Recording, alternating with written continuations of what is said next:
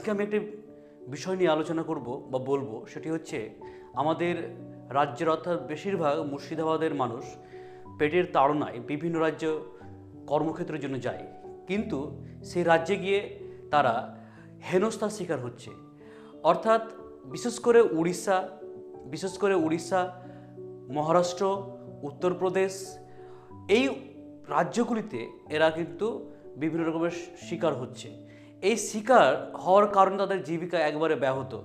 আমি আমাদের মুর্শিদাবাদের এমপি অর্থাৎ খলিলুর রহমান, আবু তাহের খান এবং ইউসুফ পাঠানকে বলবো, আপনারা এই নির্দিষ্ট কয়েকটি রাজ্যের এমপি বা যারা সাংসদ আছেন সেই অঞ্চলে, সেই সাংসদ যারা আছেন সেই এলাকায়, তাদের সাথে আপনারা কথা কেন বলেন না? পার্লামেন্টে এই বিষয়গুলো নিয়ে আপনারা কেন বলেন না?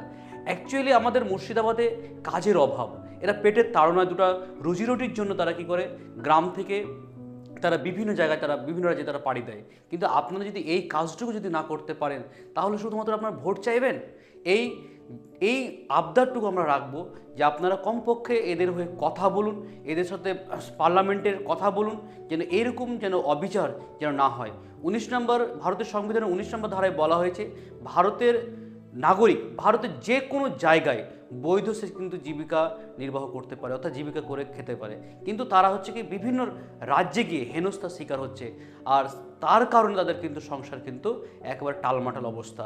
তো আমার সকল মুর্শিদাবাদ এমপি যারা আছেন তাদের কাছে বিশেষভাবে অনুরোধ, আপনারা এটা পজিটিভলি দেখবেন, কথা পার্লামেন্টে এই ব্যাপারগুলো নিয়ে অবশ্যই আপনারা সোচ্চার হন। তার কারণ আপনি কিন্তু অঙ্গীকারবদ্ধ হয়েছিলেন যে আমরা সাধারণ মানুষের কিন্তু পাশে থাকবো, কিন্তু আদৌ কি পাশে থাকছেন? একবার বিবেককে প্রশ্ন করে দেখবেন।